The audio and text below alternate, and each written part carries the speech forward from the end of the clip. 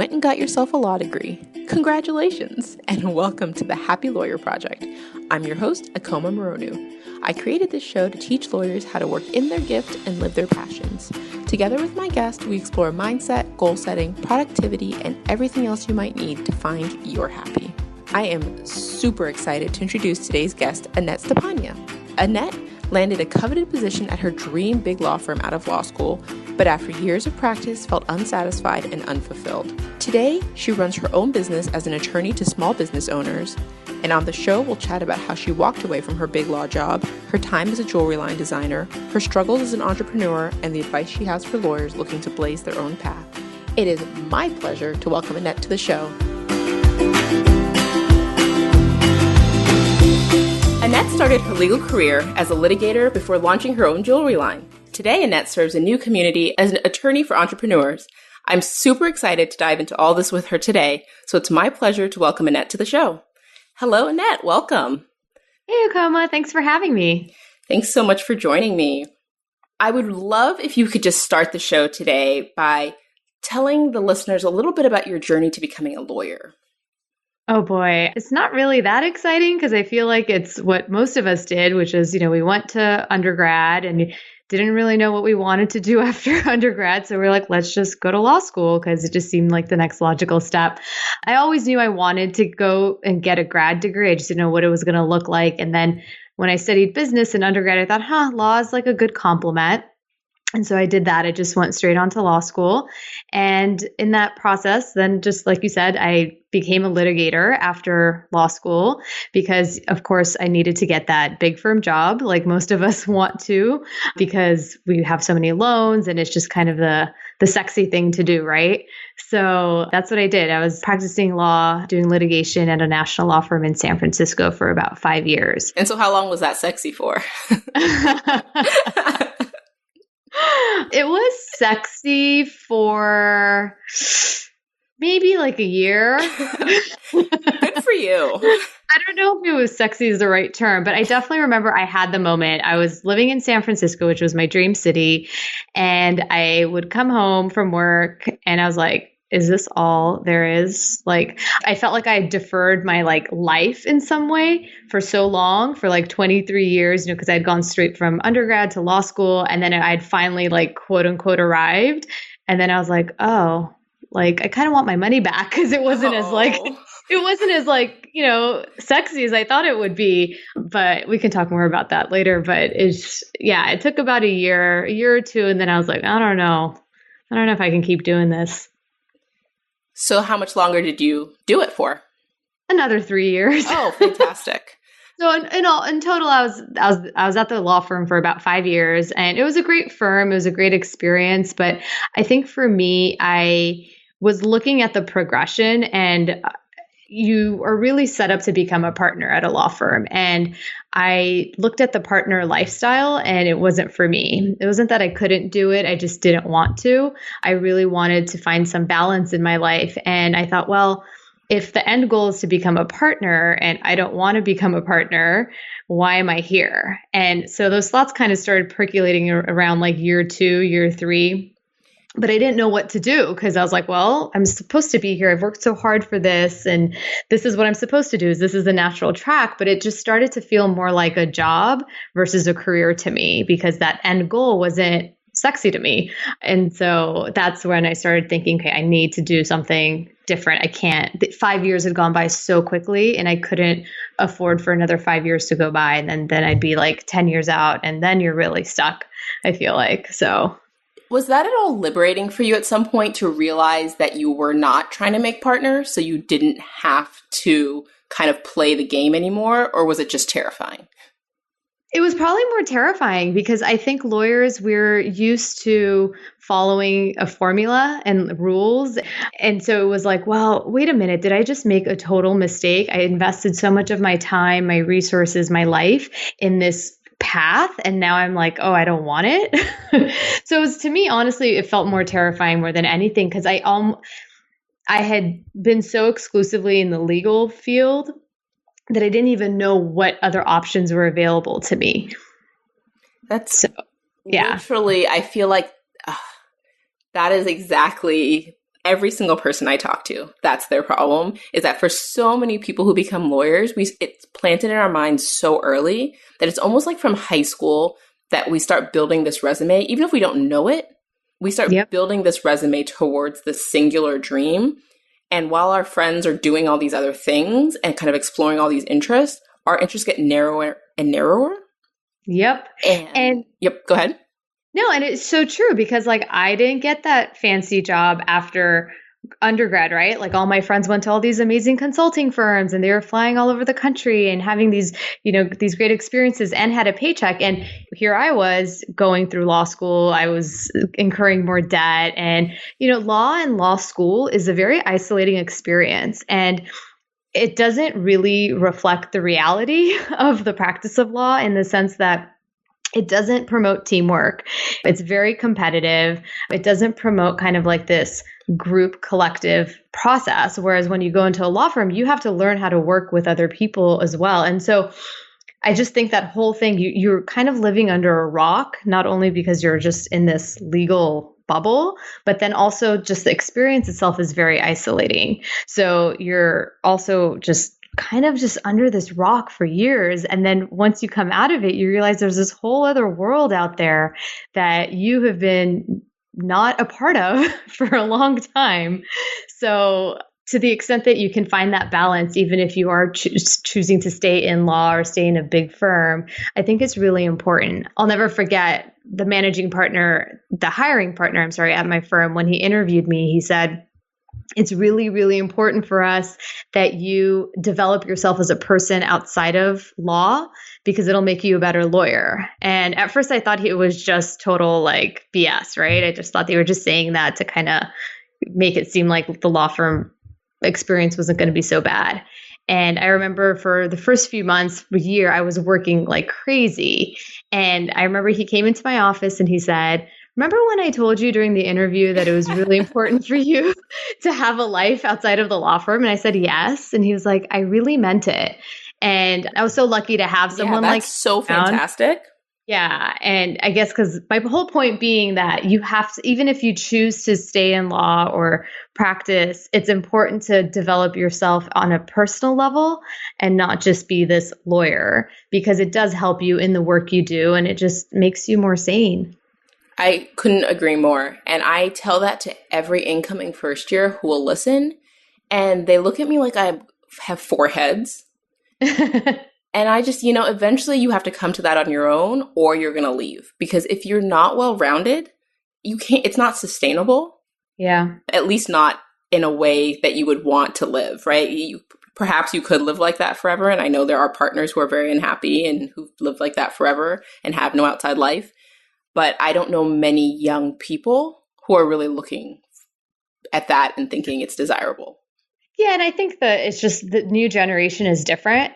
I think the younger generation does strive for that work-life balance. They strive to be kind of more holistic and a lot, it's just a different mindset. It's a different generation. They grew up with a lot of different examples. But yeah, to your point, it's like any other group think, right? You kind of, even if you come in with that kind of aspiration, you adapt to your environment. And so if your environment is people working crazy hours and they don't have a life, you feel like you have to maintain that in order to be accepted or whatnot.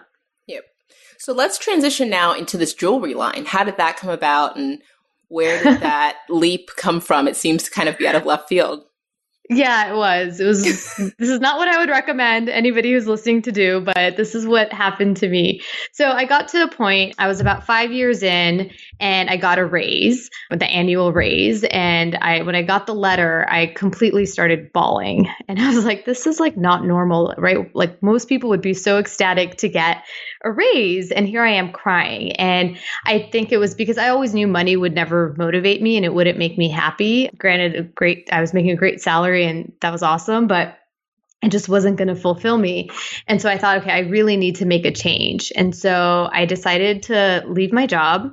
But before I did, my firm was gracious enough. They said, look, why don't you just take a sabbatical? You have all this vacation time built up, which was probably one sign of why I was probably going crazy. So they're like, why don't you just take a few weeks and like just get some space and like think about whether or not you really want to leave.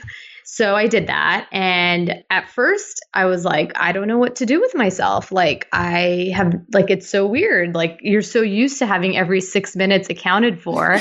And then all of a sudden you have like nothing to do and you're just like hanging out at Starbucks at like 12 o'clock on a Monday. And you're like, is this what normal people do? Like, who are all these people who are out and about all day? So after about maybe 2-3 weeks, I was like, yeah, I don't think I'm going to go back.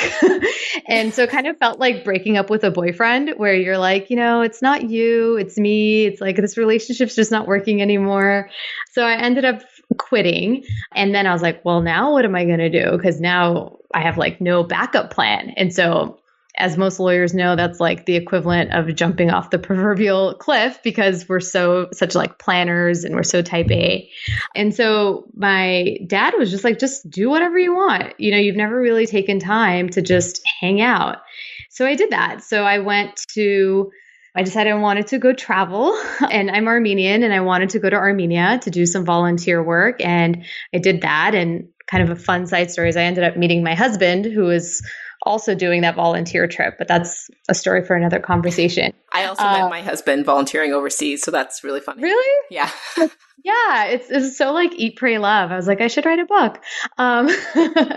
So I traveled and I came back and I thought, okay, as soon as I quit, I just started getting into like creative stuff. I started taking arts and crafts classes and just like kind of this side of me that it was always in me as a kid and growing up just started kind of like coming out. It was like exploding. It had been suppressed for so long. It was almost like half of me had been so numb all these years as I was trying to go through this like legal career.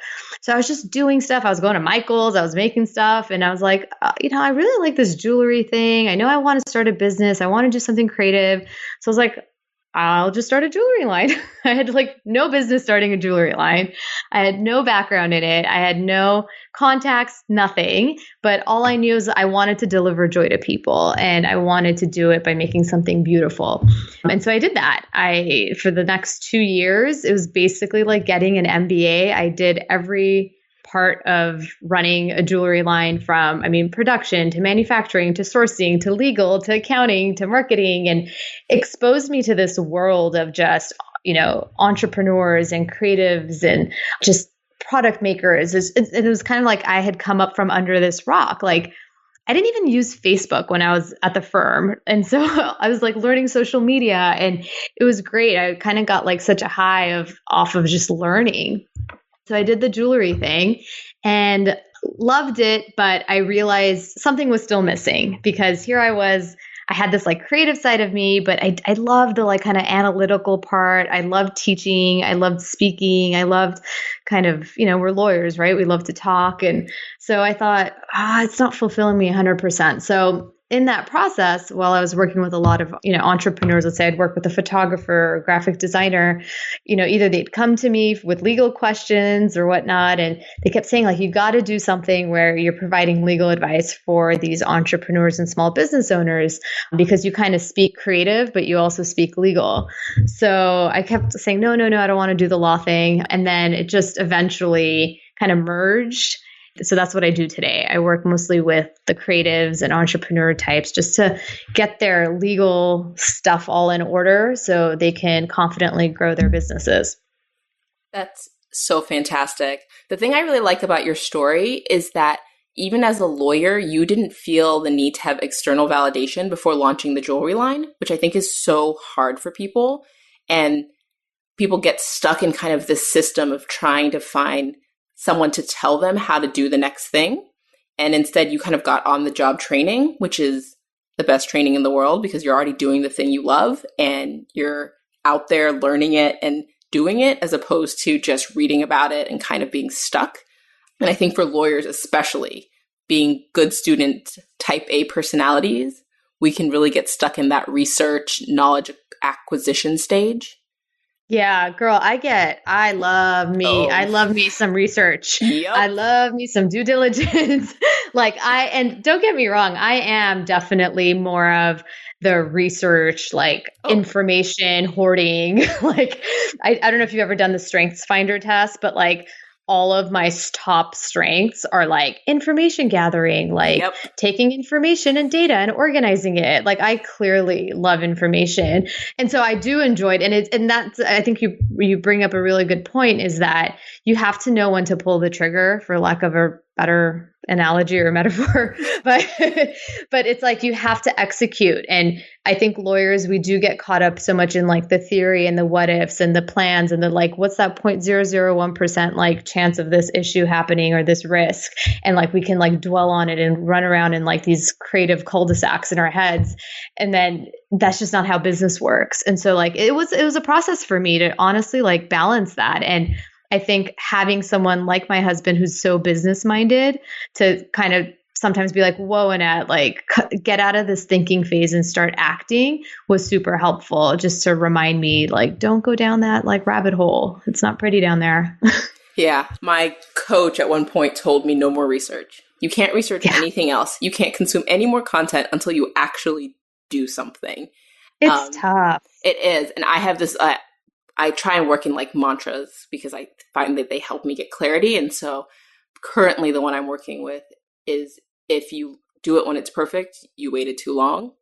That's a good one. And I think that often people just are waiting for perfection, and it's always right around the corner. Yep. And I always say, like, you have everything that you need to like succeed. You already have it. Agreed. And so it's like, instead of constantly looking for that permission or that validation, and look, when you're starting a business and you're taking such a big risk, there is a learning curve, and you have to go through that process to get to the point where you're like, okay, I'm aware that now I'm doing this research to procrastinate, or because I feel like I need this validation. And so when you're fooling yourself and when you're actually doing research because you need it. But that's a process, and you go through that and you learn and you grow from it. Yeah, I fall into that trap of doing hours and hours of research and feeling like I'm working on my business. Yeah. I clearly could be doing so many things, like writing content, which I need to be doing. Girl, the worst is when you're trying to buy a product. I think I spent like 2 days once, like researching what tripod to get. It was ridiculous. And I just bought some stuff on Amazon, like right before this call. And I just went exclusively on a friend's recommendation. And I was like, this is really hard for me, but I cannot afford to spend 5 hours researching what product to buy. And I just went on a friend's recommendation and felt scary, but it felt kind of like, wow, I just saved like a day of my mental space. Good for you. I think one of the things that launching your own business teaches you is how to pull the trigger. Because if you can't make those decisions, you just can't get any momentum. Yeah. And there's so many decisions. Yeah. And you have to think about, okay, what is the cost versus the benefit, right? And just say, okay, fine. If I bought the wrong product, it's going to cost me maybe whatever. I wasted a few dollars, but like the 5-6 hours I'm spending is not worth my time just to save a few dollars. You have to kind of look at it back kind of in a business sense of like, what's your time worth? So, yeah. You would think that with the billable hour that lawyers would be better at that, but for some reason we're not. We're like, lawyers are kind of really cheap. Yeah. Why is that? You would be surprised. I really struggle because I've talked to people who are really unhappy and have spent like 6 figures on a law degree that they're really unhappy with. And then they don't want to spend like a couple $100s on coaching. Yeah. And I'm like, okay, well, like. That's funny. I don't know what to tell you. It seems like the return on investment wouldn't have to be that high since that one went so badly. Yeah, I guess because we're not trained to think that way either, like return on investment. Like I never thought about that stuff really, even though I had a business degree. But in law, like you're just like, I just got to get my billable hours in, like I'm not responsible for, you don't see that part of the transaction of when like the client's paying or the cost, at least at a big firm, you really don't. You don't see like, okay, what is the total number of attorney hours and like the client negotiated discounts or whatever. You don't see that. You just at the, end of the month or like submitting your hours or whatever. So for you, it's it doesn't really impact you. Yeah. And definitely with things like investing in your business and investing in yourself, sometimes the return isn't really quantifiable in like monetary terms. So it's hard to know how much to spend. Yeah. And lawyers just need a lot of convincing. They don't take the first 2 rounds of explanation. I don't know. At least I'm like that. I don't believe something someone says right away. Yeah. I have to go verify it. Agree. So let's talk a little bit about what your day-to-day looks like now that so you work for yourself? Do you work from home? Yeah. So I work for myself and I run my it's like part legal practice, part education company. And so every day is pretty different. I try and kind of create a system, but sometimes that doesn't really work. But it's a little bit of everything. I mean, I have like the traditional one-on-one client work that I do. I pretty much work with folks. I don't meet with them face to face. Everything is just done like on the phone and, online. So that makes it easy both for me and for my clients. And then the rest is just creating content. It's like the marketing stuff, that you don't really learn as a lawyer in law school, but it's, creating the content, kind of being up to speed on social media. I now have that podcast. So it's like finding creative ways to make what is an important topic and a very unsexy and dry topic appealing to an audience that is very interested in, creative and beautiful things and kind of really into aesthetics and doesn't really want to think about the dry and ugly stuff. So my day-to-day is basically, to answer your question, is just a hodgepodge of things. That sounds lovely. Do you ever miss kind of having more structure in your day, or are you kind of really enjoying this freedom?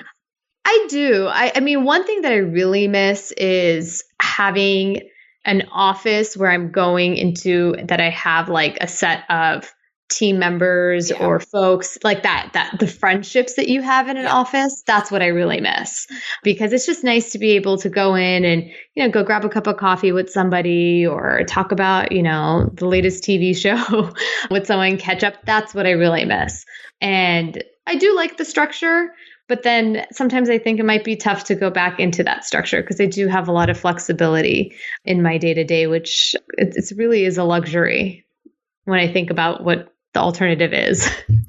For sure. And I think that, all the people I've spoken to who have left law firms are so structured and it's just really on the far end. And to go to totally working for yourself, I think it would be really hard to go back to that kind of environment. And maybe there's something in between, but yeah. Who knows? Law firms are changing and who knows what it'll look like. I think that a law firm co-working space would be such a beautiful idea. Girl, well, we should start one. If only we lived closer. That's amazing. Yeah. Pull my leg. I'll have to move to LA. Yeah, come on. No, the Bay Area. Oh, okay. Well, my husband's from LA, so I'm thinking LA because I could convince him to go there, but how. Oh, no. I'm from LA originally, but yeah. Oh, we could start in LA, San Francisco, like it would be a West Coast firm. Yeah. No, I think I hope law firms are changing, and I know they're pretty slow. They're kind of at the tail end of most, advances in like technology and everything. But I think they're missing out. I think there is a new generation. There's a new customer and client base that needs to be more nimble. Yeah, law firms are not known for being nimble, but yeah. I do think that there is attempts to change, and I think it's hard because they are so rooted in, oh my gosh, I can't even, the things they're rooted in. Yeah. I don't know that I should speak of those things. It's going to upset people. But to go back, you were talking about loans earlier, so I would love to talk money. We don't have to talk about numbers or anything specific, but I'd love to know kind of where you are with the student loan situation and how you feel about it now. When I was working and I was making, the big bucks, like I never lived beyond my means. I wasn't frugal. I wasn't cheap. I lived in San Francisco, and there you kind of go out to eat a lot, but I never spent as much as I made. And so that was really important because it allowed me to make a significant payment against my loans. I can pay that down. So I didn't have a huge balance left. I was able to save a lot of money, which helped me when I had quit my job and had no plan B. And so that's one thing that I think is important is I never wanted to be stuck with those golden handcuffs because I know how tempting it is and how we can expand our expenses to meet our paycheck. So if anybody is in a situation where they're planning on leaving or are thinking about it, I would just really encourage you to get those finances in order so that you do have a nice nest egg or you have your student loans paid off significantly, if not completely, just so you're not financially strapped anywhere to anything or to anyone. I think that's such great advice. I mean, lifestyle inflation is a real thing and it sneaks up on you. Girl, I know. I don't know. I just was always raised that, I don't know, it's like my own money issues. I'm a saver. So I think that, thank God, helped me in this situation. I'm also a saver. I'm kind of a money nerd. I was saying to you before we got on that I'm going to San Diego next week. I'm actually going to FinCon, which is like a financial. Oh, my friend's going to be there. Oh, fantastic. Totally should meet her. Okay. Yeah, let me know. I would love to connect. I am such a groupie. It's like so terrible. Like I'm not in any way in the financial industry. Yeah. Why are you going? Because you're a money nerd. I'm a money nerd, and I had initially like I love financial podcasts, financial blogs. I invest in real estate, so I like love all things money, and I have wanted to go for years and years, and initially thought I was going to start a financial blog. So I bought my tickets when they went on sale like a year ago. Oh, wow. Because the last 2 times I was pregnant and I couldn't go because my kids were due like the week of FinCon. Oh my gosh. So this year I was like, I'm not having another baby, so I'm going. So I have no idea what I'm doing there. Can we just talk about, like, we're so nerdy and I love it. Like, most people would be like, I got my tickets to, like, Beyonce, woo! And we're like, I bought my tickets to FinCon. Oh my gosh, you have no idea. I feel like such a nerd because I don't even have anything like to promote, or I'm not going there for any reason other than to kind of be a fangirl for financial podcasters. Like what? I think that's amazing. I think that's just going to make your experience that much more awesome because you're going to go there, you're going to make connections, and you aren't going with like, people can smell that stuff when you're there with like an ulterior motive, and like they're just going to connect with you, and you never know what those relationships are going to, lead into. So just go have fun, talk money. Well, yeah. And that's kind of one of the things that I always encourage people to do, which is what you did is kind of follow your passion, and you don't know where it's going to lead you. And yeah. I loved finance, and it was something I really enjoyed. And so I just started to build, a reputation in the community. And so people know who I am because I'm constantly like sending them articles or commenting on their posts. And, I'm like a member of the community without actually having, my own presence. Yeah. And it eventually led to this podcast because I was, I was having these interesting conversations, and then they kind of turned into conversations with lawyers. But I wouldn't have known that when I started. And I started because I had huge amounts of loans and wanted to figure out how to deal with them. Yeah. And here we are. Yeah. That's awesome. So can we talk a little bit more just about kind of where your business is now and where you see it going and how you kind of manage it day to day on the back end? Like, do you have a team or do you still handle everything? Yeah, that's a really good question. In terms of where it's going, I don't know. Good for you. I'm being totally honest. I think part of this has been me. It's really interesting because when I was doing my like quote unquote business planning for the beginning of the year, I couldn't think past 6 months. And usually I would plan out 12 years out. 12, not 12 years. 12 aggressive. Yeah. 12 months out. And I was like, I can't see past June in my head. And I was like, that's okay. That's fine. Just plan the 6 months out and then kind of see where you are in June.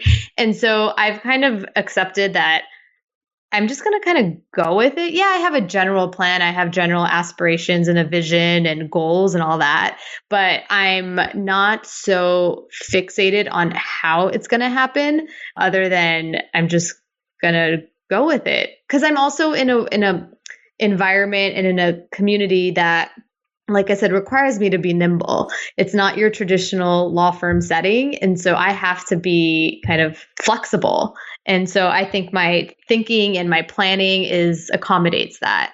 In terms of my team, as of right now, it's just me, which is hopefully going to change soon. I've had virtual assistants or assistants kind of help me with not so much the legal stuff. I handle all of that myself, but like kind of the more marketing side of things, like publishing blog posts and social media posts and things like that. And then every once in a while, if I need to hire like a consultant that has a specialized area of expertise, I will hire them to help me with something. Again, going back to the love of learning, I love to know how to do something. So, whether it's designing my website, whether it's, any kind of tech, especially technology and software, I love learning it. So I have to find that balance of, okay, like, how much do I need to know versus how much do I need to like delegate? I think as a manager and as a business owner, I think it's your responsibility to have a basic understanding of all the different elements of your business. You don't need to be an expert, but you need to know enough so that you could then manage somebody and know how to guide them. So I'd never like to be in a position where I'm leaning on somebody 100% for their knowledge and skill set. Like I like to have a little bit of background. So yeah, so that's kind of where my business is at. I have, like I said, the podcast called Office Talk where I interview entrepreneurs. And then I also do these legal quickie episodes where I talk about frequently asked questions from listeners about the law. So I kind of give them in bite-sized pieces so as not to overwhelm the listener. Doing speaking, do a lot of webinars. So just a lot of stuff going on. I didn't ask you earlier, but I wanted you to touch on this before we wrap up. How did you, as a litigator, transition into more transactional contract work? And do you feel comfortable in that space? And how did you get comfortable in that space? Yeah, so I actually wanted to do transactional work when I was in law school. I wanted to take the corporate route. And then my last semester, I took a trial advocacy class and I loved it. I don't know why. I mean, I just thought, I'm going to go to court every day and I'm going to be like arguing all these great cases, which is so not the reality. And so I thought, okay, let me apply for litigation positions. And so that's what I got, which thankfully looking back was a blessing in disguise because I got my job in 2007 and in 2008, the economy just went down and all the corporate work went away, at least at my firm. So it was a blessing in disguise because if I had gotten a corporate position, I probably wouldn't have been at that firm for that long.